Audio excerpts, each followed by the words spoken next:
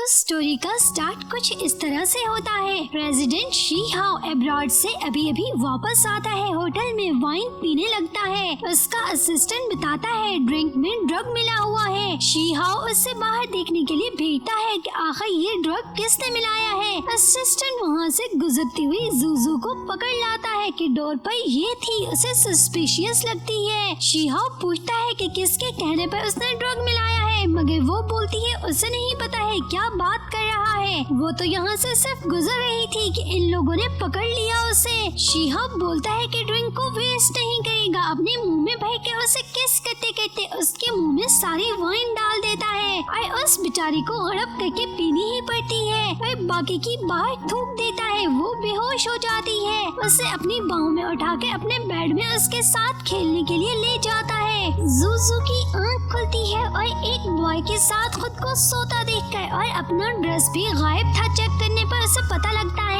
Washroom में जाकर जब रात का सीन याद आता है खुद को पीटती है क्या बेवकूफी कर ली, जिस पर एक लेटर वाइन के गिलास के साथ और कुछ पैसे वहाँ रख कर वहाँ से चली जाती है। शी हाओ की पीछे से जब आँख खुलती है उसे उसका लेटर दिखता है। इसमें उसने लिखा था कि उससे ज्यादा पैसे इसके पास नहीं है तो इनको ही अपनी सर्विस चार्ज समझकर वो पास रख ले। शी हाओ को उसकी ये वाली अदा भार जाती है कि कौन है जो उसको आखिर पे करके गई है। अब की बार मिली तो छोड़ेगा नहीं। रास्ते पर उसे उसका घर ऑनर कॉल करता है। उसका सामान बाहर फेंक रहा है। उसने 2 माह से घर का रेंट नहीं दिया है। वो वापस जाती है। उसका सामान सारा बाहर फेंका हुआ था। सब समेट कर बाहर निकल आती है। समझ नहीं पा रही थी कहाँ जाएगी। आखिर जगह होती नहीं है उसके पास कहीं जाने की और ऊपर से बहुत जोरों की भूख भी लग रही होती है। चलते चलते रोड पर शी हाओ की फिरारी से टकरा जाती है। ऐसे लगता है कोई और होगा तो हिट करने के पैसे लेगी, मगर वो तो शी हाओ था। उसे देखते ही बोलता है कि अच्छा तुम हो जिसने उसे उस दिन 10 युआन के लिए खरीदा था। वो अनजान बनती है। जाने दो सब गुजर चुका है। मगर वहाँ से जाते हुए उसके पाँव में मोच आने से उसे भी अपने साथ लेकर नीचे गिरती है। वो इसको अपने ऊपर से हटा के फिर उसे उठा के अपने साथ घर ले जाकर उसे बेड पर फेंकता है, जिस पे उसे आराम से बंदों की तरह ट्रीट करने को बोलती है। उसके पाँव में मोच आई है। उसे देखकर बोलता है कोई बहुत ही बड़ी ड्रामेबाज है और उसके पाँव को देखने लगता है बिल्कुल एकदम अच्छा भला तो है, कुछ भी नहीं हुआ है। जिस पे वो उसे फिर वहाँ पर जॉब का पूछने लगती है। वो किसी भी किस्म का काम कर लेगी। वो बोलता है उसके पास ऑलरेडी काफी नौकर चाकर हैं। वो बोलती है उसे सैलरी भी नहीं चाहिए, सिर्फ खाना और रहने की नीड है, मगर वो सीधा इनकार कर देता है, जॉब नहीं दे सकता है। तो नाराज होकर वहाँ से चली जाती है। वो पीछे से अपने असिस्टेंट को जाकर उसकी फुल जानकारी इकट्ठी करके लाने के लिए भेजता है। जुजू को फिर उसकी बेस्ट फ्रेंड यीजी मिलती है, जिसके पास उसकी और शी हाओ के साथ प्राइवेट पिक्चर्स होती हैं, जो कि इंटरनेट पर लीक हो चुकी थी। यीजी उस पर तंज करने लगती है कि वो तो अब एक सेलिब्रिटी बन चुकी है, अपने बॉयफ्रेंड के होते भी दूसरों के साथ मुंह काला करती फिर रही है। तभी जुजू उसकी बातें सुनकर गुस्से में उसे थप्पड़ मार जाती है। पर यीजी बहुत ही ज्यादा चालाक होती है, तो जुजू के एक्स बॉयफ्रेंड जी शाओ को वहाँ आते देखकर नाटक करने लगती है जैसे जुजू ने उसे धक्का मारा है। जुजू की तरफ से तो वो उसका अभी भी प्रेजेंट वाला बॉयफ्रेंड होता है, पर वो जुजू को अपनी एक्स बना चुका होता है, बिकॉज अब तो उसे उसकी बेस्टी यीजी छीन चुकी थी उससे। वो उसको यीजी से अपोलोजाइज करने को बोलता है, मगर वो इनकार कर देती है और यीजी अच्छे बनने का ड्रामा करती है कि वो खुद गिरी थी, जुजू ने उसे कुछ नहीं किया। मगर वो बोलता है उसे जुजू को बचाने की नीड नहीं है। वो इस जैसी घटिया लड़की को बहुत अच्छे से जानता है, जिस पे जुजू उसको याद करवाने लगती है कि वो उसका बॉयफ्रेंड है और देखो तो कैसे यीजी की साइड ले रहा है। मगर वो उठकर फौरन ही उसको थप्पड़ मार जाता है और जब वो यीजी के बारे में कोई बात करती है तो उसे खुद को यीजी के साथ कंपेयर करने से मना करता है। जुजू को भी उसका थप्पड़ खाकर गुस्सा आता है और अपने मन में डिसाइड करती है इस थप्पड़ का बदला अपने एक्स से डबल करके जरूर लेगी और अगर ऐसा नहीं किया तो उसका नाम भी जुजू नहीं है। वहाँ से जाते हुए उससे चक्कर आने लगते हैं, मगर शी हाओ वहाँ आके उसे वहाँ से ले जाता है। फिर उसकी आँख शी हाओ के बिस्तर पर खुलती है। उसे देखने लगता है कि क्या दर्द हो रहा है यी शाओ के थप्पड़ मारने से। फिर जानबूझकर उसे चढ़ाने लगता है कि अब की बार वो उसे बचाकर लाया है तो इस बार $10 मांगता है, मगर उसके पास तो थे नहीं। उल्टा वो उससे अपने पहले वाले दिए गए $10 मांगने लगती है कि उसे वापस कर दे, नीड है। वो उसे अपनी तरफ घूरते देखकर तो फिर फौरन से बिस्तर में छुप जाती है कि ठीक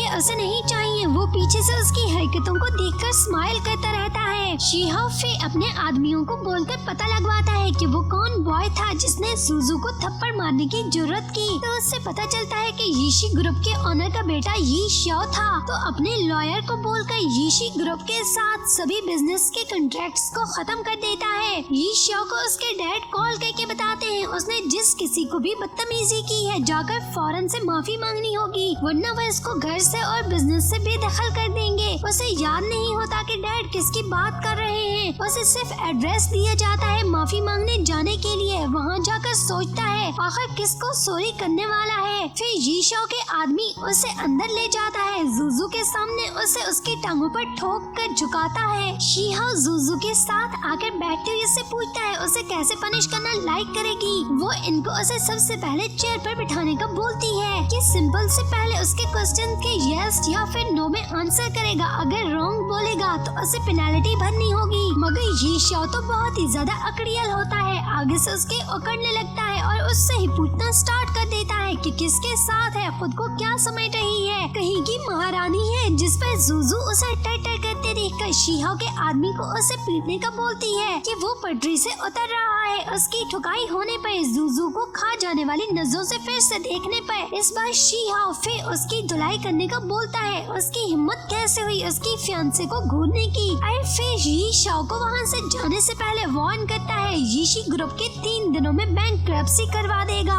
यी शाओ को मार खाकर इन पर बहुत ही ज्यादा गुस्सा आता रहता है। मन में अपनी धुलाई का बदला लेने के लिए सोचने लगता है इनको छोड़ेगा नहीं। उधर वो पीछे से शीहाओ को पूछती है झूठा वो फियांसे कब है उसकी। बोलता है उल्टा उसकी हेल्प कर रहा था, जिस पर उसे खाली थैंक्स करते देखकर चिढ़ाता है कोई किस विस करो ना, खाली खुली काम नहीं चलेगा। तो उसे एक ठोकर चुप करवाती रहती है। यी शाओ जब यी से मिलता है तो उससे बताता है कि जुजू ने उसके इंसल्ट का बदला उसे किसी से पिटवा कर लिया है। उधर से यीजी भी पीछे से जुजू से बदला लेने के लिए सोचने लगती है कि उसके बॉयफ्रेंड को पीटने की हिम्मत कैसे हुई उसकी। यी शाओ फिर अपने डैड के पास जाता है जो उसे दिखाते हैं उसके झगड़े की वजह से इनकी कंपनी के शेयर मार्केट में गिर गए हैं। यी शाओ को फौरन से शीहाओ के उनकी कंपनी को 3 दिनों में बैंकरप्सी करवाने वाली बात याद आ जाती है। तो फौरन से भागा भागा उनके पास जाने लगता है। शीहाओ जुजू को डिनर पर ले जाते जाते पूल के पास ले जाता है, जिस पे वो उससे नाराज होने लगती है कि उसने उसे डिनर पर ले जाने का बोला था। शीहाओ उसको जानबूझकर चिढ़ाता है, उसको शरारत सूझती है और पूल में गिर जाता है। जुजू देखती है कि मस्तियाँ कर रहा है, जब स्विमिंग करना नहीं आता तो यहाँ पर आने की नीड क्या थी। मगर फिर उसे डूबते देखकर तो हेल्प के लिए अंदर जाकर उसे सेव करके बाहर निकाल लाती है। देखती है कि उसे तो सांस नहीं चल रही है तो फौरन से जोरों जोरों का माउथ टू माउथ देने लगती है। उसे जब बार बार ऐसा करते देखता है तो हंसने लगता है। वो देखती है उसके साथ खेल रहा था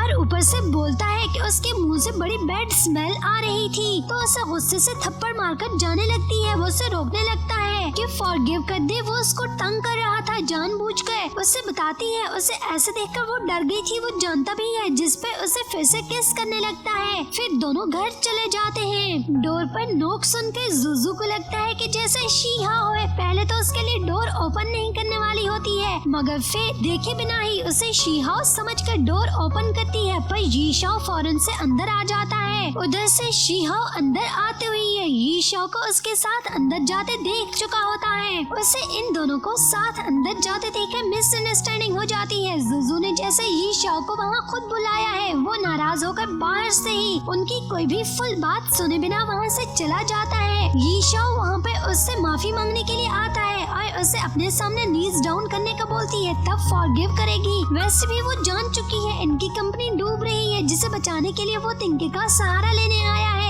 ना चाहते हुए भी उस बेचारे बेचारे को नीज डाउन करने ही पड़ते हैं। आखिर रोजी रोटी का सवाल जो था, मगर फिर जुजू उसे नीज डाउन करते देखकर मना कर देती है। उसे इस सब की नीड नहीं है, ऐसे ही फॉरगिव करके उसे जाने का बोल देती है। फिर शीहो का वेट करने लगती है। बहुत देर हो चुकी है, आखिर अभी तक घर वापस क्यों नहीं आया है। उसे बार पर बैठे हुए ड्रिंक करते उसकी कजन देख जाती है। वो इसे भी अपने साथ बुला लेता है। दोनों ड्रिंक करने लगते हैं। जब बिल्कुल टल्ला हो जाता है, उसकी कजन इसे रूम में ले जाने लगती है। उधर से जुजू भी उसका वेट करते करते थक जाती है। खोजती हुई वहाँ पर जब जाती है, उसे एक गर्ल के साथ अंदर जाते देखकर वो भी मिसअंडरस्टैंड कर लेती है। उधर वो अपनी कजन को जुजू समझकर वहाँ से जाने नहीं दे रहा होता है कि उसे बहुत मिस कर रहा है। उसकी कजन उसका सेल पॉकेट से निकाल कर जुजू को पूल के पास आकर मिलने के लिए टेक्स्ट करती है। जुजू उसके पास जाती है। आखिर वो क्या चाहती है, जिस पर उसकी कजन शीहाओ से दूर रहने का बोलती है कि वो शीहाओ के काबिल नहीं है। उसने जुजू को हर्ट करने का सोचा होता है, मगर शीहाओ को उठकर बाहर आते देखकर खुद पूल में कूद गई थी। वो वहाँ आकर जुजू से पूछने ही लगता है,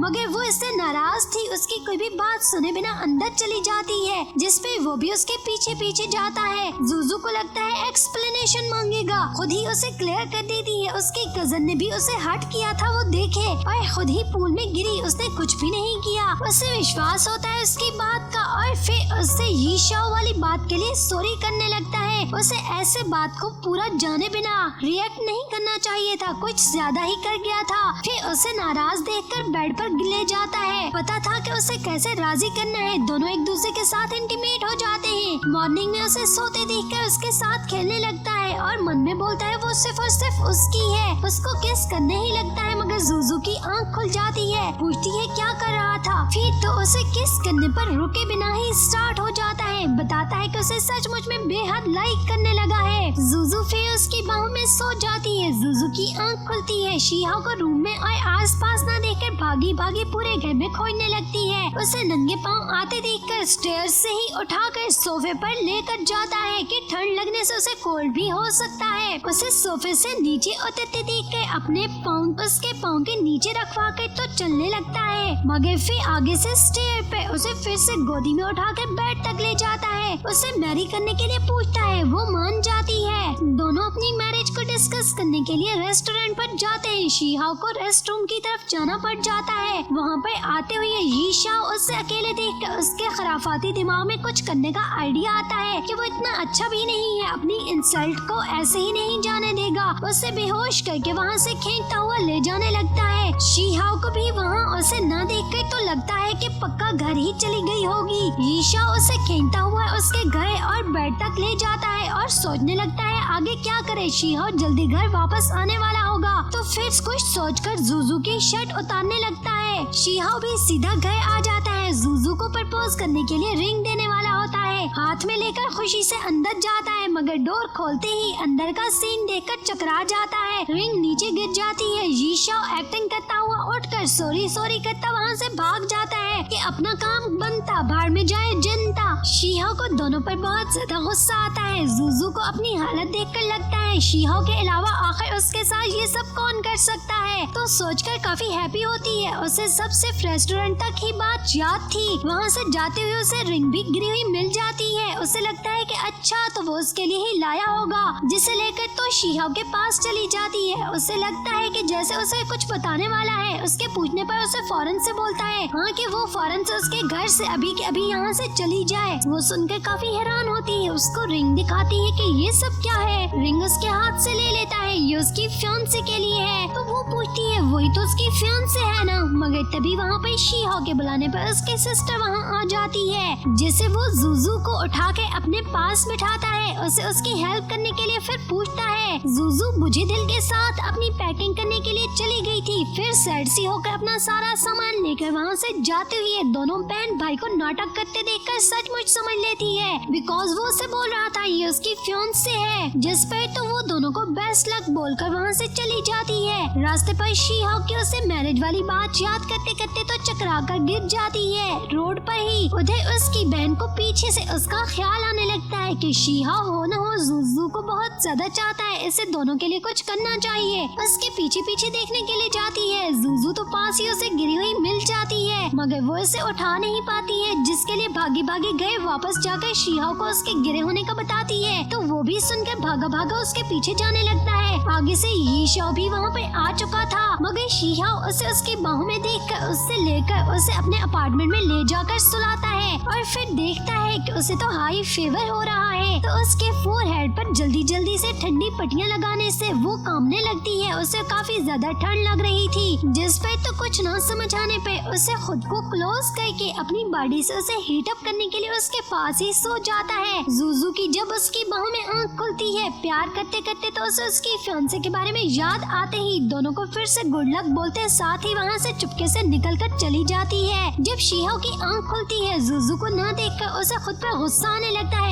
ऐसे ही क्यों जाने दिया उसने, अपना हाथ भी जख्मी कर बैठता है। उसकी सिस्टर को ऐसे क्रेजी होते देखकर उसकी फिक्र होने लगती है। वो उसकी बैंडेज करती है, फिर उससे पूछने लगती है आखिर दोनों के बीच में हुआ क्या है। उससे बताने लगता है कि जब जुजू को प्रपोज करने वाला होता है तो उसने उसे यीशाओ के साथ सोते देख लिया था, जिसे कभी भूल नहीं पाएगा। जिस पे वो उससे बोलती है कि हो सकता है दोनों के बीच में मिसअंडरस्टैंडिंग हो गई हो। शीहाओ भी एग्री करता है कि हो सकता है, मगर उससे नहीं पता है कि सब क्या था। उसकी बहन याद दिलाती है उसके रूम में तो कैमरा है ना, तो देखता क्यों नहीं है। जिसे सुनकर तो वो भागा भागा रूम की तरफ जाता है। कैमरा की वीडियो रिकॉर्डिंग देखने से सबका सब दूध का दूध पानी का पानी हो जाता है। यीशाओ ने ये सब सिर्फ सीन क्रिएट करने के लिए किया था, दोनों के बीच में हुआ कुछ भी नहीं है। ये सब दोनों को दूर करने के लिए था। सब देखकर बहुत ही ज्यादा खुश होकर उसे खोजने के लिए बाहर निकल जाता है, मगर दोनों एक दूसरे के पास से ही गुजर कर चले जाते हैं। दोनों एक दूसरे को देख नहीं पाते हैं। फिर उसे सर्च कर करके तो बहुत ही ज्यादा थक जाता है कि पता नहीं कहाँ चली गई है। घर जाकर असिस्टेंट को यीशाओ की इंफॉर्मेशन देकर उससे पकड़कर अपने पास लाने का बोलता है। जब वो उसे पकड़कर उसके पास ले जाता है तो फिर उससे जुजू को पूछने लगता है उसने उसे कहाँ पर छुपा रखा है, उसके साथ क्या किया है। मगर उसे मालूम ही नहीं था कि क्या बोल रहा है, तो उसे मार मार कर वहाँ से भगा देता है और फिर से जुजू को सर्च करने के लिए जाने का डिसाइड कर लेता है। पर जैसे ही जाने लगता है जुजू खुद वहाँ पर आ जाती है, उसे बताती है उसका सेल यहाँ पर रह गया है जिसे वो लेने आई है। जिसे तो वो उसे पकड़कर हक कर लेता है कि कब से खोज रहा था, आखिर कहाँ चली गई थी। मगर वो उसे खुद को दूर करती है कि उसकी फियांसे है तो ये सब मत करे, उसे ये सब नहीं जचता है। जिस पर उसकी बात पर हंसता है, पागल लड़की ना हो तो वो उसकी बहन है, कोई फियांसे शियांसे नहीं है। और फिर अपनी पॉकेट से रिंग दिखाता है, ये उसी के लिए थी, वो उसे प्रपोज करने वाला था। फिर फौरन से नीज डाउन करके उसे मैरिज के लिए प्रपोज करता है, विल यू मैरी मी। दिल में तो वो बहुत ही ज्यादा खुश होती है, मगर रिंग पहनकर शर्मा कर वहाँ से भाग जाती है।